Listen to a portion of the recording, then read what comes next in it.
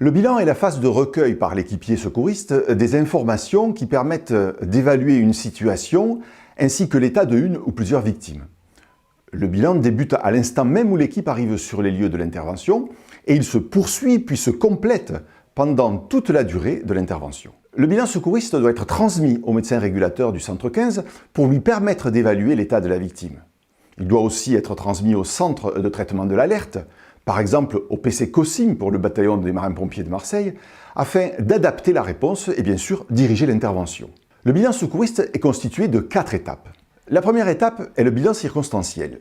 Le bilan circonstanciel permet d'apprécier la situation, d'évaluer les risques et de prendre immédiatement les mesures nécessaires, notamment en ce qui concerne la sécurité de l'intervention. La deuxième étape est le bilan d'urgence vitale. Le bilan d'urgence vitale permet de rechercher une détresse vitale qui menace immédiatement ou à très court terme la vie de la victime.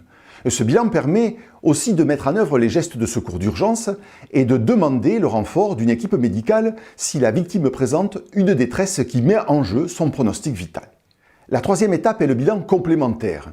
Le bilan complémentaire permet de rechercher toutes les plaintes exprimées par la victime ainsi que les signes que le secouriste peut constater.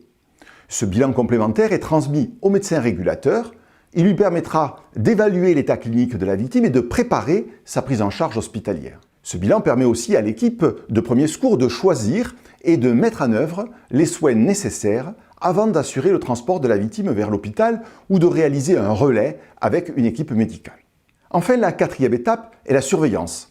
La surveillance permet de suivre l'évolution de la victime du début de la prise en charge jusqu'au relais.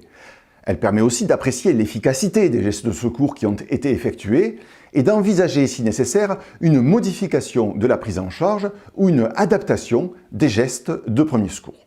Le bilan secouriste est toujours reporté sur un document papier ou numérique. C'est ce que l'on appelle la fiche bilan ou encore la fiche d'intervention. Cette fiche permet d'assurer une traçabilité de la prise en charge de la victime. Elle doit être actualisée à chaque événement au cours de l'intervention ainsi qu'à la fin. Un exemplaire de cette fiche bilan doit accompagner la victime et être remise si la victime est transportée vers un hôpital à l'équipe hospitalière d'accueil.